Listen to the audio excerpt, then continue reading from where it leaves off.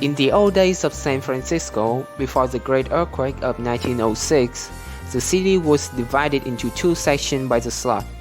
The slot was an iron crack in the center of Market Street, which ran the moving cable which pulled cable car on the city main street. Actually, there were two slots and two cables, so that the cable cars could be pulled both uphill and downhill. But San Francisco simply called them and all of Market Street the slot. North of the slot was theaters, hotels, and expensive stores. Banks and respectable businesses had their offices over here, and the houses on the hills north of Market Street were large and luxurious. South of the slot were factories, slums, warehouses, and the homes of working class. So the slot was more than a busy street. It separated the rich from the poor. But there was one man who crossed this symbolic border as easily as he crossed any street. This man was Professor Freddie Drummond. He lived in both worlds, working class and upper class, and in both worlds he lived very well. Freddie Drummond was a professor of sociology at the University of California, across the bay in Berkeley. He first crossed over the slot while doing sociological research. He lived and worked south of Market for 6 months while he was writing The Unskilled Laborer about the workers in the factories and mills of America. To gather information about the subjects of his book, he pretended to be a common laborer, working in various factories in the working class district. When he first crossed Market Street wearing a workingman's cap, carrying a lunchbox, Freddie Drummond had a hard time making friends with other laborers. He was not used to their ways, and they were not used to his. They were suspicious because his hands were too soft and he was too polite. To explain his upper-class speech and manners, he pretended to be a man who once had been wealthy but had lost his fortune through bad luck. Gradually, Drummond was accepted by his workmates. Living south of Market, he learned many things and reported them all in The Unskilled Laborer. In those 6 months, he worked at different jobs and learned how to do a very good imitation of a genuine worker. He was a natural linguist, and he kept a notebook of the worker slang while he was working with them. Soon, he could talk in a friendly manner with the workers and collect information for his study of working class psychology. He conquered his fear of the laboring classes. If he wanted to, he could cross the slot at any time and easily fit into the life of South Market Street. His first book was so successful that he soon crossed out of the slot again to write a second book, in which he claimed to really know the working people by walking beside them, eating their food, sleeping in their bed, thinking their thoughts, and feeling their feelings. When his second book was published, Freddie Drummond became a celebrity. Bankers and businessmen everywhere agreed with his work, which stated that the ordinary working man suffered from a serious lack of ambition, could be expected to do as little productive work as possible, and if given the chance, could steal anything he could. In general, the professor wrote that the working man was lazy, ignorant brute who, when given holidays from work and money to spend, would only get drunk and into fights and other terrible troubles. Of course, these ideas about the working class were very popular at the fashionable dinner parties on Nob Hill. So Freddie Drummond was soon a popular member of high society. But the professor, who had always been shy, was not comfortable at parties. While he was a student in college, he never socialized and had little time for friends. His schoolmates think that he was antisocial, but his constant studying had earned him a PhD. At the age of 27, he was a very quiet man and had never made any friend. He had no vices, nor had he ever discovered any temptations. He hated tobacco, and beer made him sick. He never drank anything stronger than a light wine at dinner. On the other hand, Salter Bucket, where he called himself Big Bill Tots, he was known to drink and smoke, and to cuss and fight. Everybody liked Bill, and more than one working girl was in love with him. At first, when he was afraid his working class companion would discover his true identity, his quiet behavior had been only to show them that he was a typical laborer. But as time went on, he began to enjoy drinking in beer halls, dancing with the girls, and eating greasy spoons. In fact, he found himself regretting the time he had to return to his classroom as Professor Drummond. When he was in Berkeley, he often dreamed of his next adventure south of the Slot. Big Bill Tots could do many things that Freddie Drummond would never have been permitted to do. It was as if Freddie Drummond and Bill Tots were two totally different people. While he was on the job, Bill Tots worked as slowly as possible, chatting with the girls until a foreman caught him and sent him back to work. On the other hand, Freddie Drummond condemned lazy worker as un-American, unproductive, and unpatriotic. Freddie Drummond did not enjoy dancing, but Bill Tots has never missed a night at the Flamingo Dance Hall, where he won the first prize as Best Dancer in the Butcher and Meat Worker Annual Grand Mass Ball. Soon after this, Freddie Drummond realized that he could have serious problems with Bill Tots, the man he had created. This was because, while collecting information for a third book, Woman and Work, Bill Tots fell in love. If Freddie Drummond had met her in Berkeley, he would not have been attracted to such a wild woman. But Bill Tots liked her from the moment he first saw her. He found out who she was and waited for a chance to meet her. Within a few weeks, he ran into her. While working as a delivery truck driver, Todd was called to remove a trunk from a boarding house on Mission Street. The trunk belonged to a sick member of the Globe Makers Union, who was now in the hospital. Mary Condon had stopped by to help pay the sick union member rent when she saw Big Bill struggling with a heavy load. Hey there, do you belong to the Teamster Union? Aw, what's that to you? Can't you see this thing is heavy? Run along now, so I can do my work.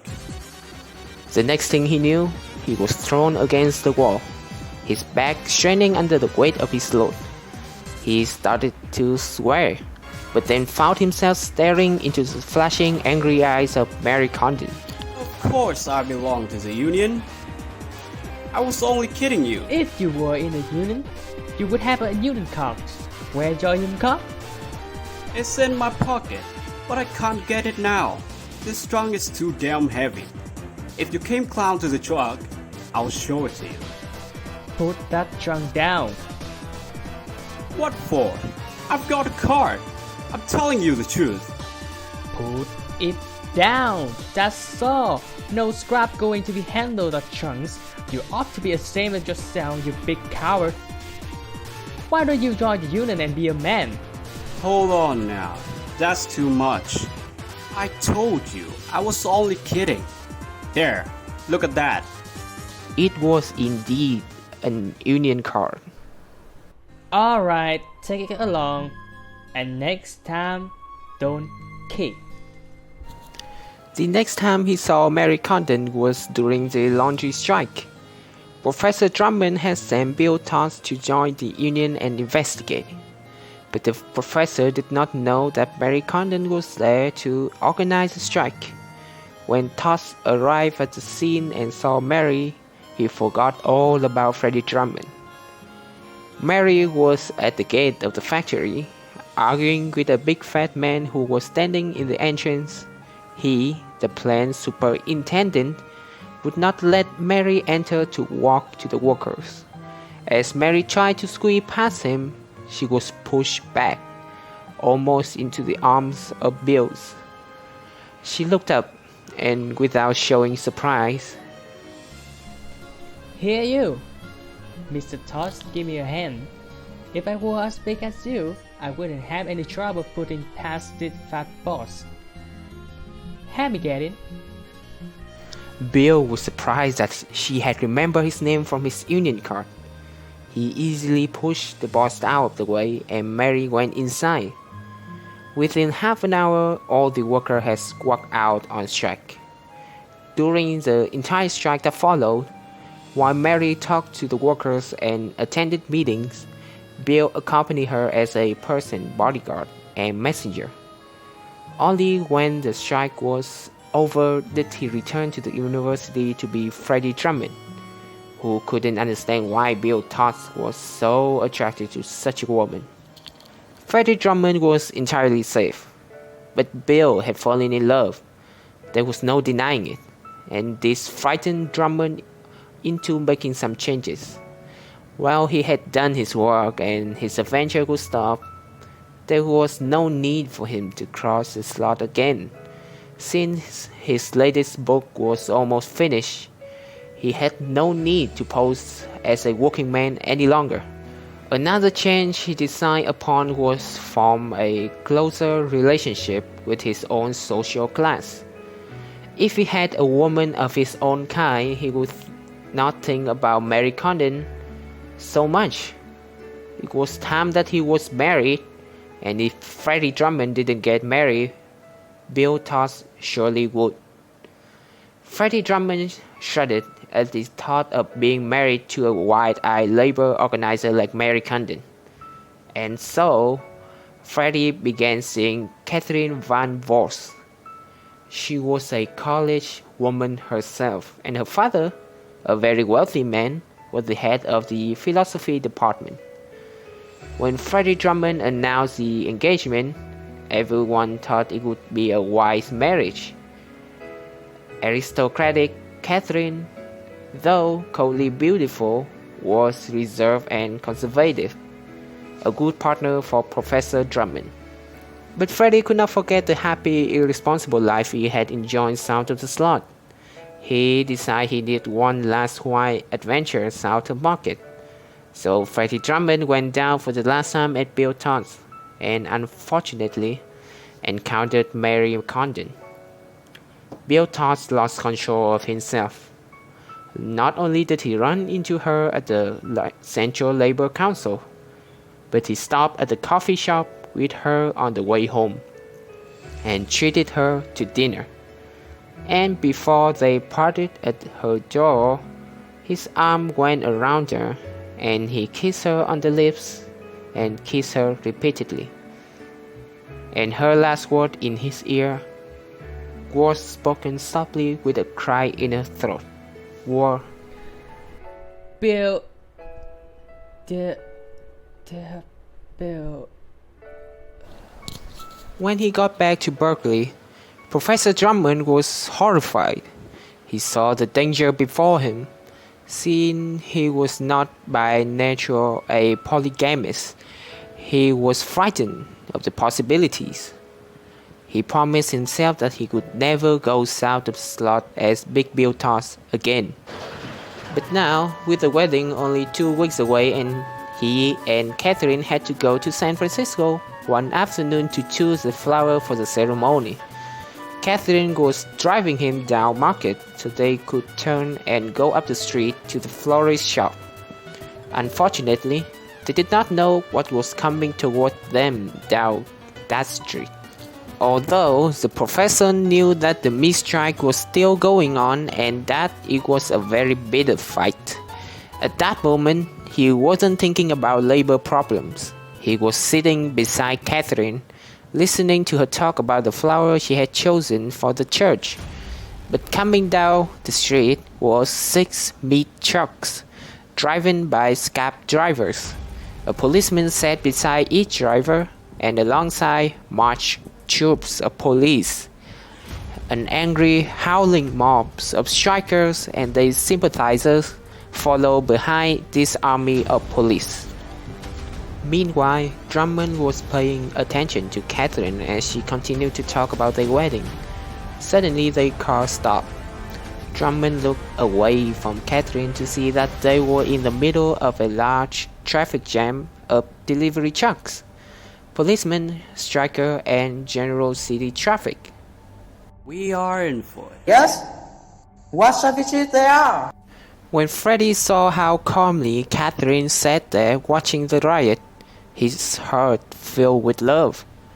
If she had screamed and held him tightly, he would have understood her fear. But instead, she sat there quietly, with dignity above the excitement. Meanwhile, the driver of the coal truck had refused to move. The police were battering the crowd to get to the truck. If they got the driver out, they could move the truck themselves. But the crowd was stubborn. The police swung their stick and the strikers fought back. Just as the police were ready to open the door of the meat truck and pull out the driver, a young woman jumped up onto the coal pile high in the back of the truck and began throwing huge lumps at the police. They had to move back because of her furious attack. Now other troops tried to climb into the truck from the rear, but the white woman turned just in time to hurl a huge piece of black coal at the cops, and they fell back into the pavement.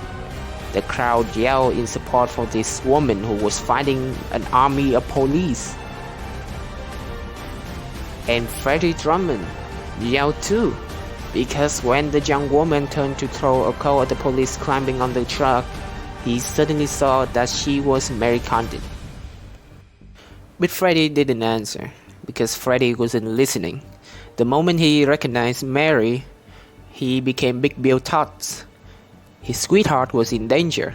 This was the same woman he had protected during the Lundy strike, the same one who had kissed him so passionately not long before. Even if he wanted to stay safely in the auto, he couldn't control himself. Although Freddie Drummond has been transformed into Big Bill Tots when he saw Mary Condon battling the police, unfortunately he was still sitting next to Catherine Van Voss. She too saw the strange battle in front of her, and then she saw an even stranger sight. She saw the man beside her leap from the car with a wild yell, run through the crowd and jump atop the coal truck. A police officer who was ready to grab Mary from behind stopped to see what this well-dressed but excited gentleman wanted to say to him, and was surprised with a punch to the jaw that knocked him to the ground. The crowd roared encouragement, while Mary and Bill kept the police away from the wagon with a steady barrage of coal. Catherine Van Voss watched with amazement as her fiancé and this white, black-haired woman fought the cop while the mob behind broke through the police line, overturned the meat trucks, and sent the scab and the police running in every direction. Now it's our chance, Bill. Let's run for it. Catherine watched as the couple jumped from the truck and ran laughing, arm in arm, into the crowd. Freddie Drummond never came back. In the years that followed, he gave no more lectures at the University of California, but the new labor leader rose to fame, named William Tots. He married Condon in a simple ceremony, and together they lived for many years, south of the Slot.